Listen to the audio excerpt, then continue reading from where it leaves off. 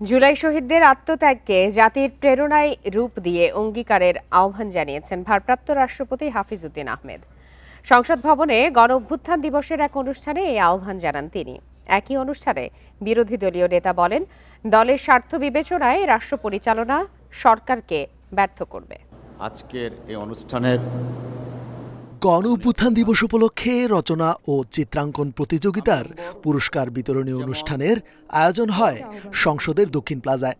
অংশ নেন সরকারি ও বিরোধী দলের নেতারা। এ সময় চীন মৈত্রী সম্মেলন কেন্দ্রের অনুষ্ঠানে হট্টগোলের জন্য দুঃখ প্রকাশ করেন এনসিপির আহ্বায়ক ও বিরোধী দলীয় চিফ হুইপ নাহিদ ইসলাম।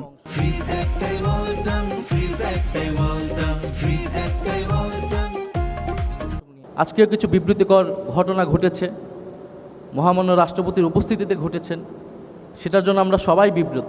এই ধরনের জাতীয় দিবসে দলীয় বক্তব্য, দলীয় ইতিহাস প্রচার, দলীয় ন্যারেটিভ প্রচার করা হয়, সেখানে বিরোধী দলের বা ভিন্ন রাজনৈতিক দলের অংশগ্রহণের জায়গাটা সংকুচিত হয়ে আসে। বিরোধী দলীয় নেতা সতর্ক করে বলেন, রাষ্ট্র পরিচালনায় দলের স্বার্থ দেখলে সরকার ব্যর্থ হবে, খেসারত দিতে হবে জনগণকে। দলের মুখের দিকে খেয়াল রেখে দলের স্বার্থ বিবেচনায় নিয়ে যদি দেশ পরিচালনার চেষ্টা সরকারি দল করেন, আমি নির্দ্বিধায় বলতে পারি আবার তারা ব্যর্থ হবেন। এবং এর খেসারত শুধু সরকারি দল দিবে না, এর খেসারত গোটা জাতিকে দিতে হবে। জুলাইকে জাতির গর্ব উল্লেখ করে ভারপ্রাপ্ত স্পিকার বলেন, মানুষ স্বাধীনতার প্রকৃত স্বাদ থেকে বারবার বঞ্চিত হয়েছে, এটি আর হতে দেয়া যাবে না।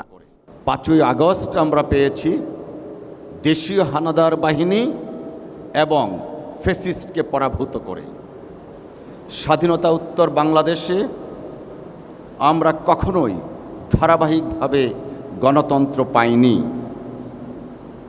অর্থাৎ স্বাধীনতার প্রকৃত স্বাদ থেকে এদেশের মানুষ বঞ্চিত হয়ে আসছে। তরুণদের আত্মত্যাগকে প্রেরণায় রূপ দিতে অঙ্গীকারের আহ্বান জানান ভারপ্রাপ্ত রাষ্ট্রপতি। আসুন আমরা অঙ্গীকার করি, জুলাইয়ের আত্মত্যাগকে জাতীয় জীবনের প্রেরণায় রূপ দেব, গণতন্ত্রকে প্রাতিষ্ঠানিকভাবে সুদৃঢ় করব, জাতীয় সংসদের মর্যাদা এবং কার্যকারিতা সমুন্নত রাখব।